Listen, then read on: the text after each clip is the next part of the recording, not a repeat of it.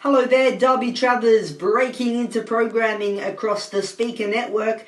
We're standing by to go live to the nation's capital, where Scott Morrison is about to address the nation. National Cabinet has met again this morning. The National Cabinet now is moving into a new phase, having established the many baseline supports and measures that we've put in place to suppress the spread of the virus. We're now moving into a new phase where at our regular meetings we'll be able to review the data and in particular review measures on a regular basis and make such adjustments as is necessary as we move through this next phase. But I can say this, that had the virus kept growing at the same rate it was 12 days ago, we would now have more than 10,500 cases in this country. There'd be over 5,000 more cases. And in fact, some commentators who are doing the maths were suggesting that we would have had 8,000 cases just as recently as last weekend. That is a tribute to the work that is being done by Australians in getting around and supporting the very sensible measures that are being put in place all around the country by the state and territory governments. But we must continue to do this. It doesn't matter what the temperature is. If it's a warm day, don't go en masses down to the beach. That's a simple instruction that all Australians expect other Australians to abide by. Isn't just the government asking you to do this, it's your fellow Australians asking you to do this, because by complying with those arrangements and supporting those arrangements, you're supporting your fellow Australians. We need to continue to keep the pressure on. We need to continue to suppress the virus. We are now at single-digit rates of growth, but we need to do more. The changes that you are making, Australia, are working, and we need to keep making those changes and making sure we can make those changes on a sustainable basis in our daily lives. We also must continue to get the balance right, and that's why, as I said, the National Cabinet will be regularly reviewing the data and all the baseline supports and the baseline restrictions that are in place to ensure that we're only doing what is necessary to protect the health of Australians and at the same time ensure that we continue to keep our economy running and the income that is available to people through their work will be available to them and not unreasonably taken from them. This is the road ahead. This is the road that we're making into this virus. But the National Cabinet is also very focused on the road out as well. We've talked about 6-month periods, and that is true. They're not a guarantee. It could be longer. We pray it's shorter. But a 6-month period should give people a good indication of what they have to ready themselves in terms of the changes they're making in their daily lives. So we are in what we describe today as a National Cabinet as the suppression phase. We are now in a place where we're seeking to put the pressure down on constraining this virus in Australia.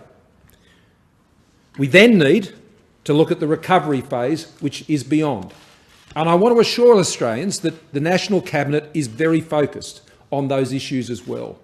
But in these early phases, the work has had to necessarily focus on establishing all the rules, establishing the restrictions, putting the economic supports in place, particularly through arrangements like JobKeeper and JobSeeker, to ensure we were getting the additional resources into our health system, supporting initiatives in areas of community supports, domestic violence, mental health, all of these things.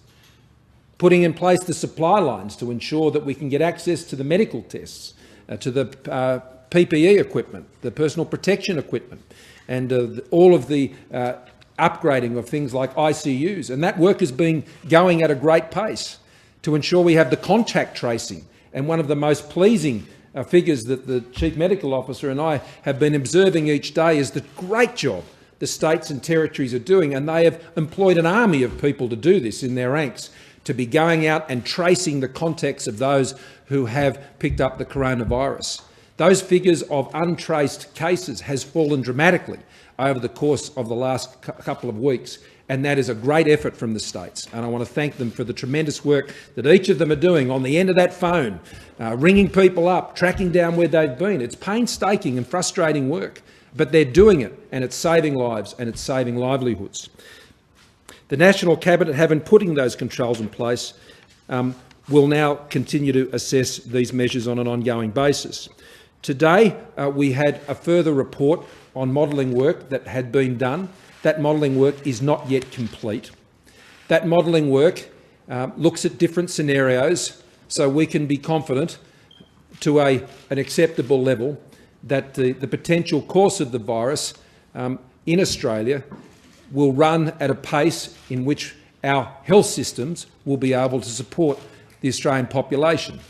The early news on some of this early modelling is that at the current rate, if we keep doing what we're doing and we keep doing the work to upgrade our ICU capacity and secure the extra ventilators and all of the things we're doing right now, then right now that trajectory is promising. It's encouraging. But there are no guarantees, I want to stress. This virus writes its own rules, and we have to seek to try and understand them as best we can and respond as best we can to the pressures that we face. Now, that modelling will have further work done over the course of the next few days. It'll be reviewed again by the National Cabinet when it next meets, next Tuesday morning, and then following that, the Chief Medical Officer and I will be conducting a briefing on that information and sharing that with the nation. The good news, though, is that on the scenario planning we have at the moment, we are tracking well, but we can take none of that for granted. Also agreed today was a range of very practical issues that we believe are necessary at the margin and to address issues that have arisen in the community. From this afternoon, we'll be releasing a daily dashboard on all the key statistics with a very straightforward and simple summary by the Chief Medical Officer about the key features of that data. That will be done on a daily basis. Of course, that will be of great use to the media. Much of the data you'll already be familiar with in the media, but that information will be available on health.gov.au and people can look that up on a daily basis. It'll be published in the afternoon because that is the period of time in which all the information has come through from the states and territories. But that afternoon report is a daily baseline on where things are at on each and every day. We also agreed today that for Easter and religious services, given all of these religious services now where they are continuing are being done in a streaming or broadcast mode, that the places where the broadcasts and the streaming is taking place from, most usually in a place of worship, they will be considered as workplaces. Now, what does that mean? It means that the same rules that apply to a workplace for those who are participating in presenting the service, conducting the service, will apply as they do in other places of work. That means, particularly for Orthodox religions, where particularly when it comes up around Easter, there are additional cantors and there are additional other religious ecclesiastical roles that are played in those services. That means there can be additional people that are taking part in the celebration of those services, not people going to church. It's the priests and the others formally involved in the conducting of the ceremonies. That way they can be faithfully relayed to the faith communities around the country. So it doesn't mean churches are not open, places of worship are not open. I want to be very clear about that. But we've had a lot of feedback from religious communities that there are ways that these services are conducted and they'll be able to do that respecting absolutely the 4 square metres per person rule that applies in those workplaces, and that should be followed. Also, on working holiday maker visa holders, now there are many of them still in Australia. Many have returned to their home countries.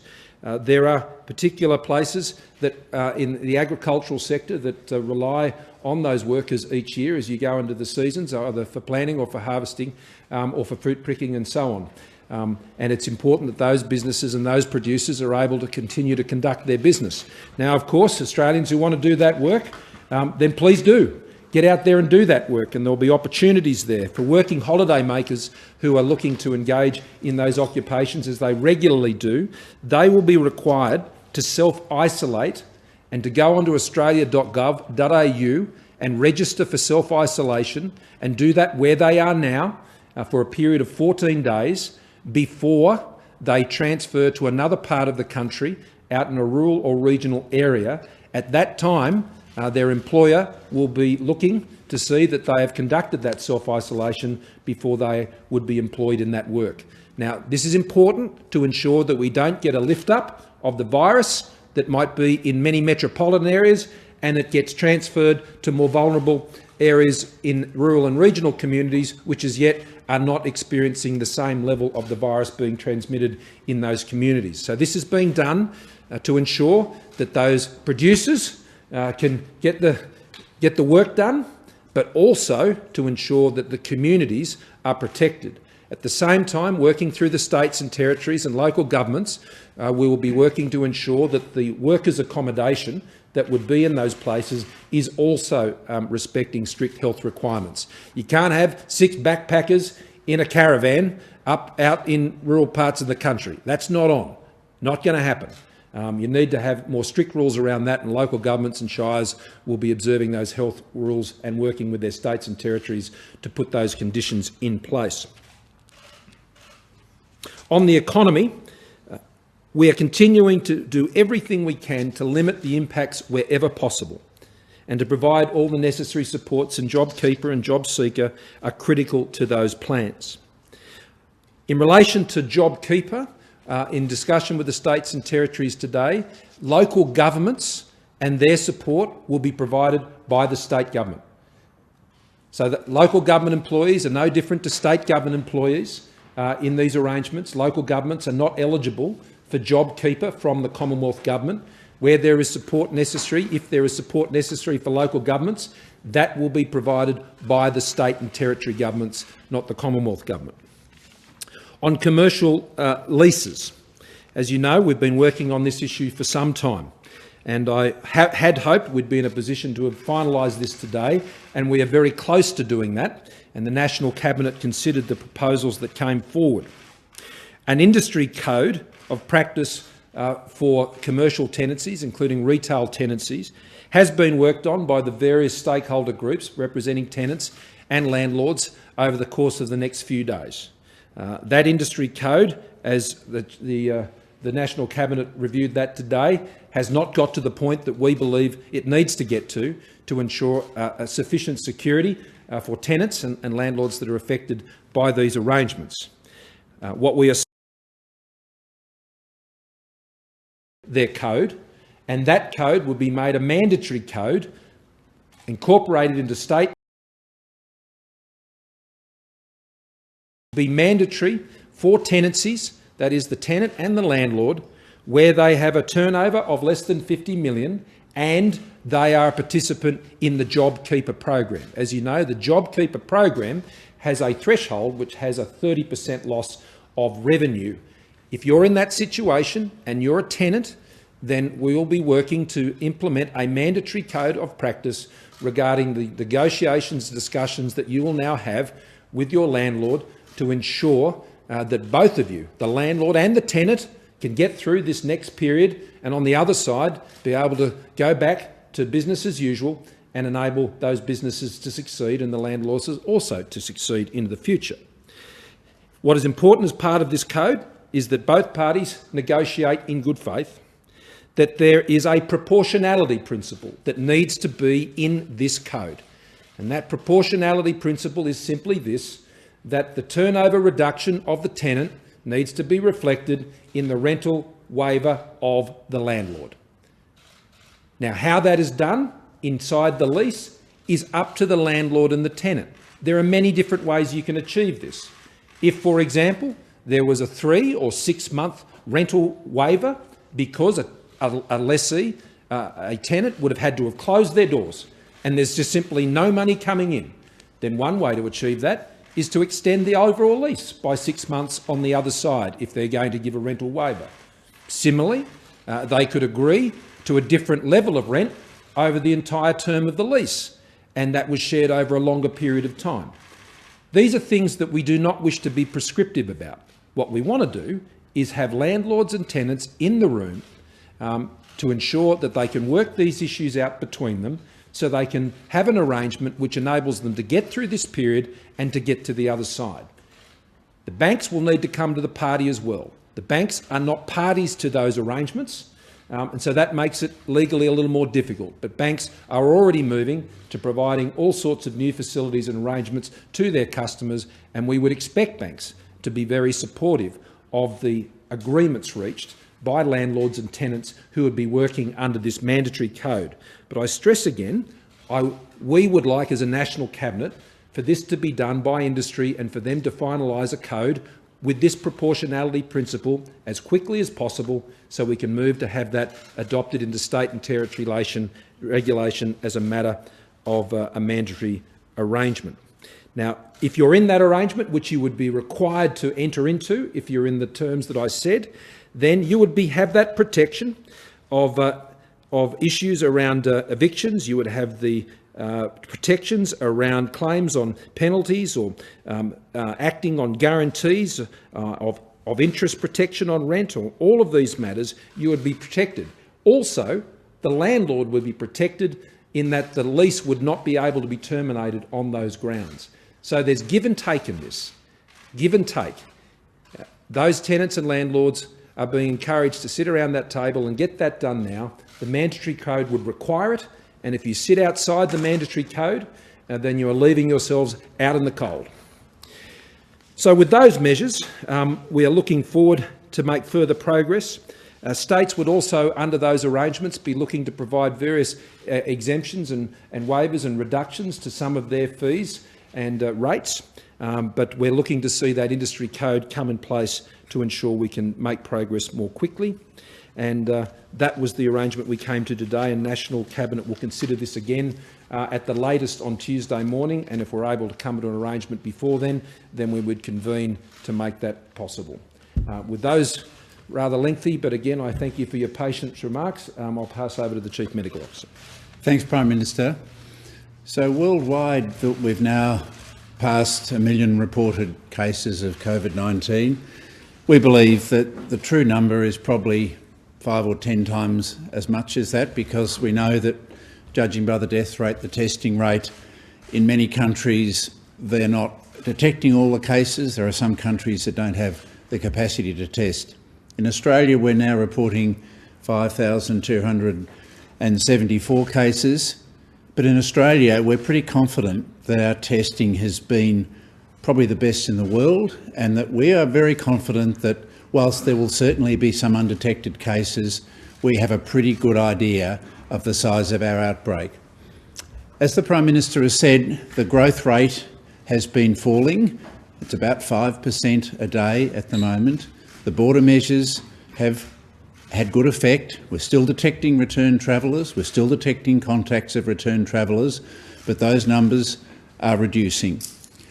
We still have cruise ship people to come home. We still have a lot of issues with people that have contracted the virus from overseas, but we are in control of those issues.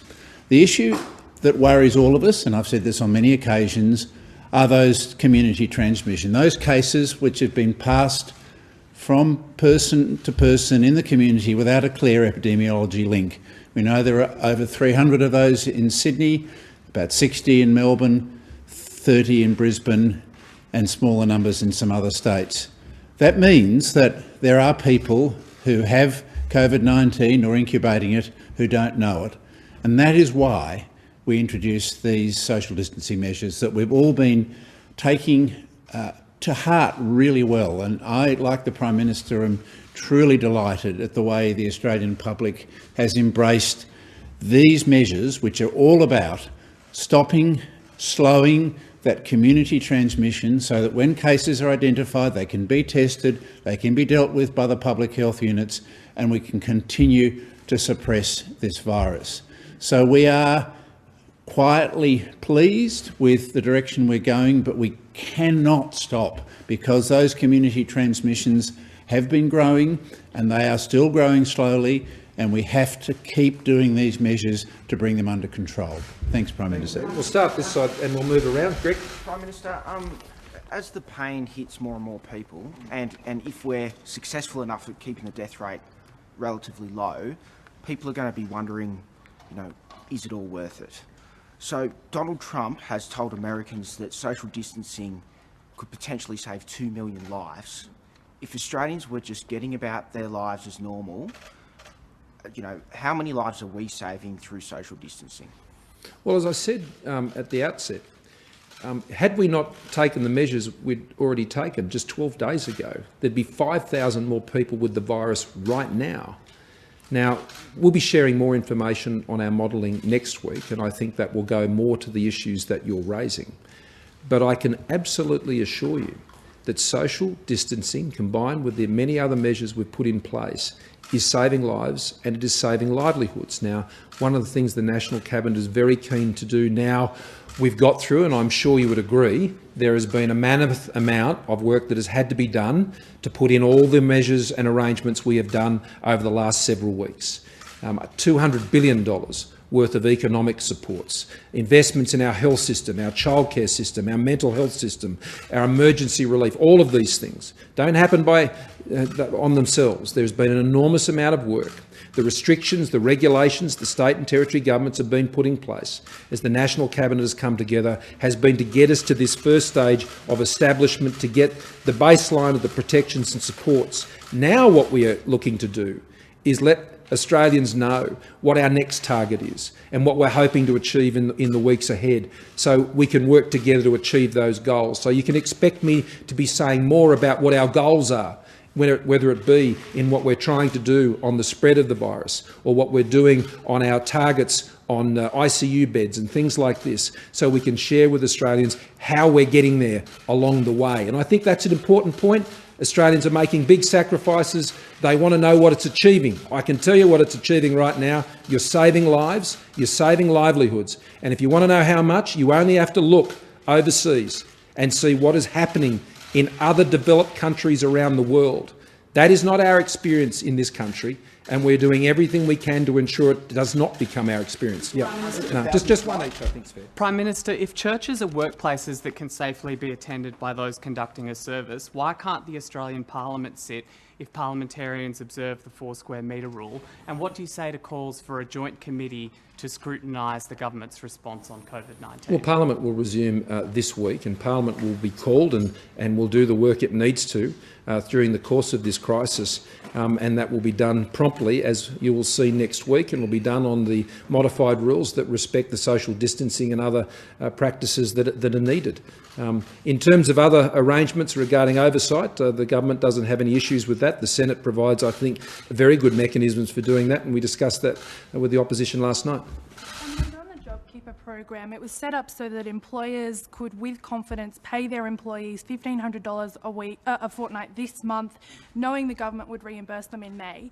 Many employees who have been stood down are being reportedly told that their business, their company just doesn't have the cash flow to provide that money now. What should those people do for the next month if they're not being, they're not going to go into job seeker, but they aren't able to get that $1,500 a fortnight from their employer before May 1? Well, the employers need to talk to their banks straight away, because what we are providing under the JobKeeper program is an absolute guarantee you can take to the bank, because those payments will be made for each of those employees, and that should enable them to put a facility in place with their bank so they can make those payments to their employees. Now, where a business chooses to not go into the JobKeeper arrangements, I mean, it's not a mandatory program, it's there to provide support, then those employers will be able to go and make applications through the safety net process of the Job Seeker program.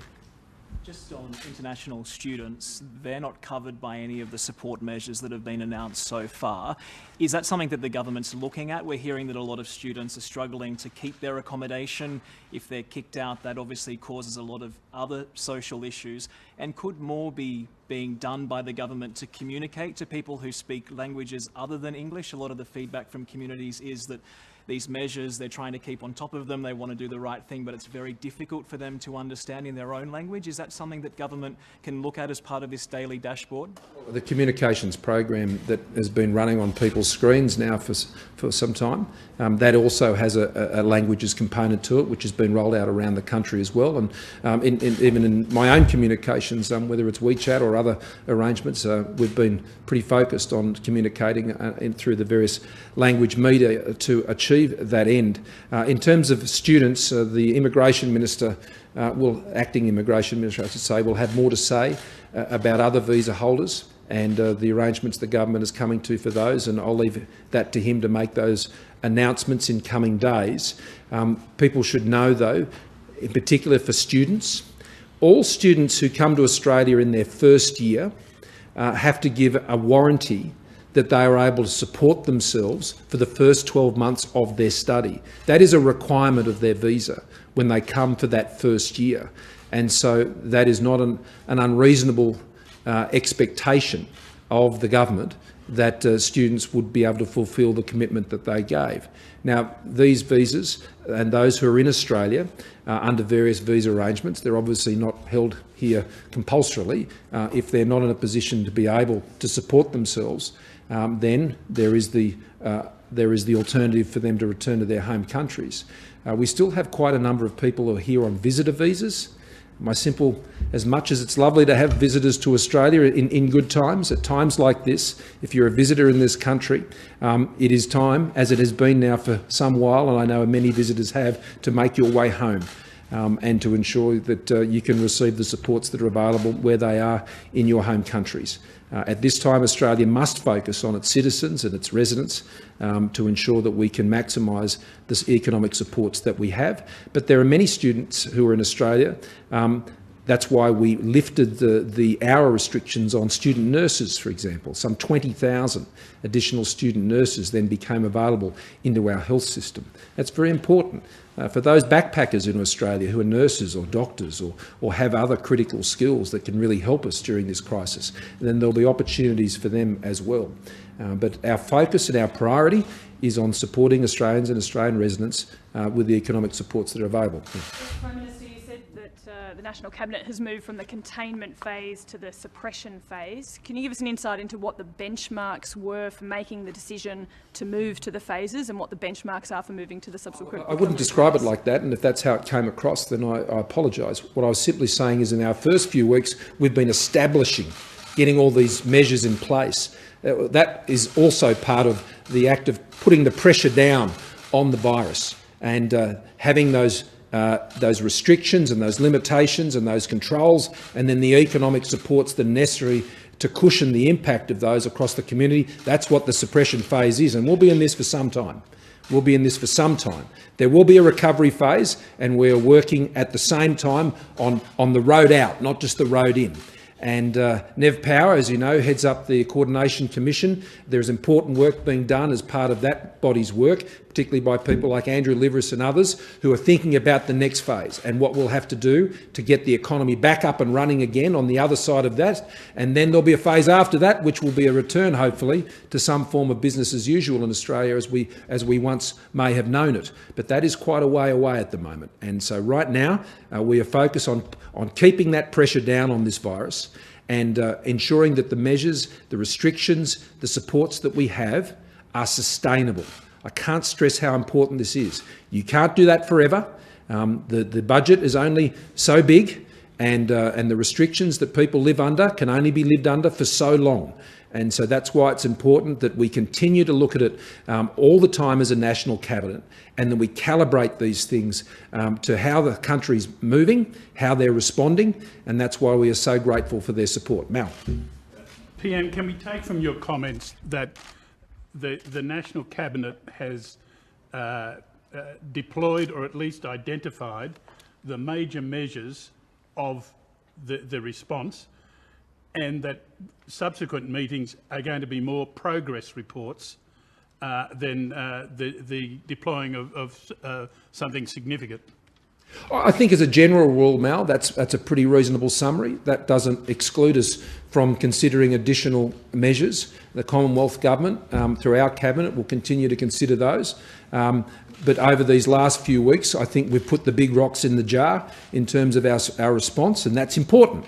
That doesn't mean there won't be others, though. I mean, yesterday's announcement on childcare, I think, was incredibly important. The work we've done on domestic violence. And while I've said it on a number of interviews in the last 24 hours, people should go to esafety.gov.au. Your children will be online more than they ever have been.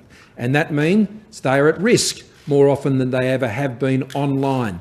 And I encourage all parents to go to esafety.gov.au and check out the very helpful hints that will help keep your children online safe, as so many of them now are engaged in distance learning.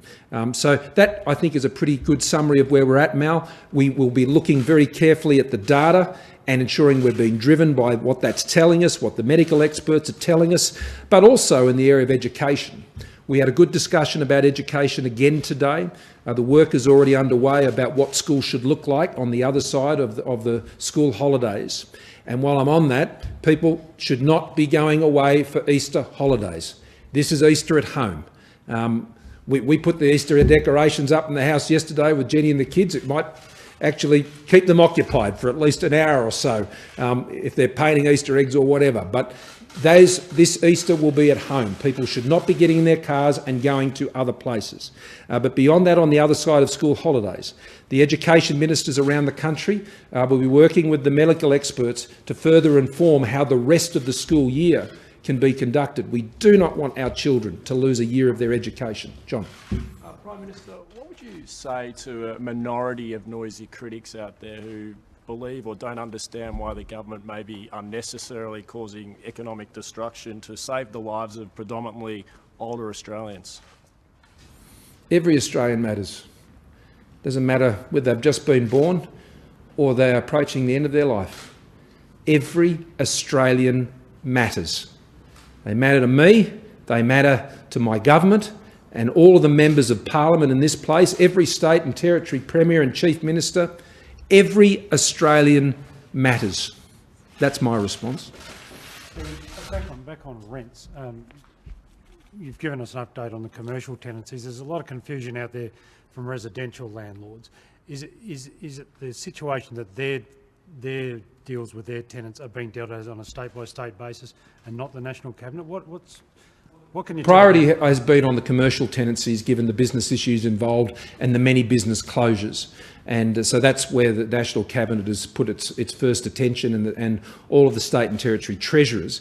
On residential tenancies, you'll recall that we already announced that there was a moratorium on evictions. That doesn't mean there's a moratorium on rents. It means that people are responsible for their rents, but there is a moratorium on evictions. We won't have anyone thrown out of their homes. That's very important. And there will be further work that is being done by the treasurers on residential tenancies. But the commercial tenancies are what is very important at this point. And I should have stated before, to add what I indicated earlier, the intention is that there would be mediation available in the event that landlords and their retail commercial tenants were unable to reach an agreement. And I should also point out that if you're not a job seeker tenant, if you're just a tenant that hasn't had a reduction in their business turnover, then your leasing arrangements stand. You should be still paying your rent to the landlord. Those things haven't been suspended. These arrangements are designed to address particularly the small and medium-sized tenancies. The larger retailers and the big landlords, they'll sort it out. They'll get together, they'll sort it out, and they'll have arrangements because they know how much they both need each other to make both of their businesses work. But we want to make sure that smaller tenants have the protections they need to be able to sit down with their landlords. Many landlords doing the right thing, talking to their tenants, understanding that they both need each other and coming to sensible arrangements that help them both get through. But there's unreasonableness that is happening from both landlords and tenants alike. Landlords not taking the tenants' calls and continuing to take the rent. Tenants who are just threatening to throw the keys in their door and walk away from their leases. That's not the way we need to behave in this. What we need to do is have a code of behaviour which will be mandatory under state and territory laws that will get people into a room and get them to sort it out. And if people don't want to do that, well, they won't have those protections. Yep, Jen. Prime Minister, not everyone is considerate or patient. 6 months is a long time, 6 weeks is a long time. Are you worried people are going to start getting frustrated with these social distancing rules and start intentionally breaking them, particularly around Easter when they just want to go see their families? Apart from telling people to be patient and the state laws that are in place, what can be done? And one for Dr Murphy, if I can as well. Do you believe the numbers that are coming out of China at the moment? I might let you. Look, I think the only numbers I have total faith in are the Australian numbers, frankly, because we have the highest testing rate in the world. I think China is in a really difficult position. They did clamp down incredibly hard and they stopped transmission, but their population is not immune. They still have a lot of people in their population and they are obviously trying very hard to prevent second waves. I think they have been pretty transparent, but as I said, I'm only confident about our numbers. I'm certainly not confident that the numbers even out of the US are probably much higher than are being reported, because nobody else in the world has been doing testing like we have. Nobody else in the world got onto all of those original cases out of Wuhan in January and contained them. That's why we are now dealing with what we know, rather than a huge community transmission that happened all through February in countries like Italy and the US. We are on top of our cases, but we still have a long way to go. Thank you, Brendan. Patience must become the virtue of Australians over the next 6 months at the very least. It is something we need to get very familiar with. It's something we've got to encourage each other in, and it also is something the National Cabinet, all the states and territories, I know are very conscious of, to ensure that we can keep these arrangements sustainably in place over the many months ahead. Where we think they can be eased, where we think they can be modified in their enforcement and how that's done, I know the state and territory premiers and chief ministers are listening very carefully to their communities. I have no doubt the police commissioners in each of the states, or those who are responsible for the enforcement, are listening carefully and exercising the appropriate discretion. I think we have to sort of give each other a bit of a break on ensuring how we're adjusting to this new normal. It'll take a little while, but patience must become our virtue in Australia. That will save lives. It will save livelihoods. Okay, yep. Prime Minister, what is the federal government doing in terms of buildings that the Commonwealth owns? Will you be offering rent relief as well and setting an example as a federal government? Yeah, we intend to. The Commonwealth doesn't have too many retail tenancies that would fall into this category. They are predominantly held by state governments, and it would be our expectation that we'd be acting as a model landlord in those arrangements. Yes, I think we should absolutely do that, and I know the Treasurer and the Finance Minister will be ensuring that those arrangements in place. I'm going to keep coming around. PM, two quick questions. One, would you consider any option of people using financial hardship rules to take any of their superannuation to help pay rent? And secondly, overnight the US recorded biggest historical jump in unemployment in a week. They're a bit of a lead indicator. You have any concerns that that might happen in Australia? Well, first of all, on the issue of access to super, we've already set out our rules about accessing super, and that applies to those on job seeker, and they can access 10,000 of their super before the end of this year and 10,000 next year. We haven't made any additional announcements on those issues, and so obviously someone who is on job seeker, they are clearly in a position of financial distress, and there are other broader rules that apply, and the Commissioner will continue to exercise his discretion as he always does on those issues. And on the second issue, on the level of unemployment, well, this is why we put JobKeeper in place. This is why this program is such an important program. This is why we put $130 billion into supporting the jobs of potentially 6 million Australians so they can stay connected to their employer. This is going to save tens and tens and tens of thousands of jobs immediately, and hopefully millions more as we go through the many difficult months ahead. Now, our scheme was designed for Australia. It is Australian-made for Australian circumstances. It's built for Australia, JobKeeper, and I think it'll work for Australia as well. And then we'll finish with you. Sorry, you've got reports of people in Queensland having to go to the state administrative. You've got reports of people in Queensland having to go to the state administrative tribunal on rental claims, that their landlords are saying the eviction moratorium you guys have introduced is not law. Do you have any comments on that? My comment to the landlords is do the right thing. Do the right thing. We're all in this together. Sit down with your tenant, the tenant that's been paying you rent, working in their business, week after week after week. Respect each other's livelihoods and support each other's livelihoods wherever you can.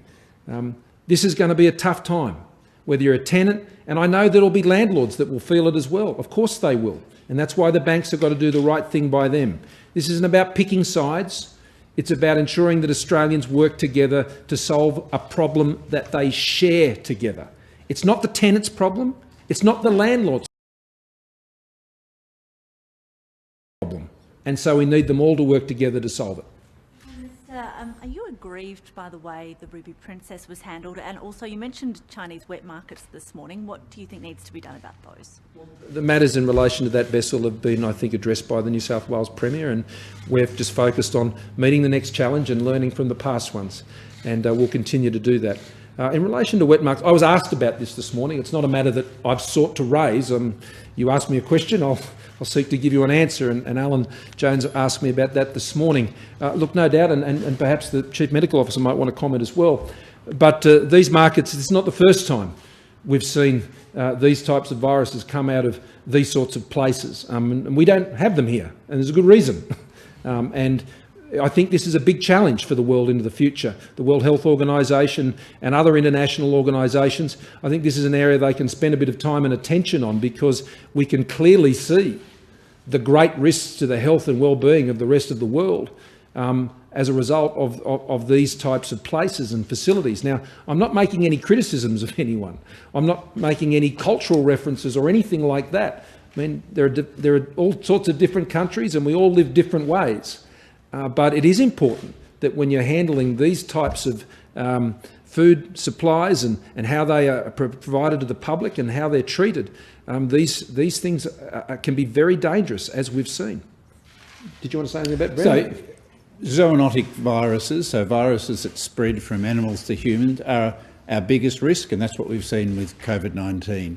And clearly that risk is much greater when you have close contact between a lot of live animals and human beings. So it is a risk that's been well identified. Other viruses like SARS and MERS cross from animal to human in the same way. So it's a very important issue, and I think it's something obviously that the Chinese authorities have been very concerned about.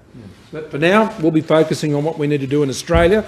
We'll let other countries focus what they need to focus on in their country. I'm speaking regularly to leaders around the world and trying to learn from their experiences and share our experiences with them. This is a very difficult challenge, as we all know, but we're fighting this war on two fronts. We're fighting the virus, put the pressure down on the virus, to stop slow its spread, to save lives, and to ensure that we keep our economies running to support the livelihoods that Australians depend on. Thank you.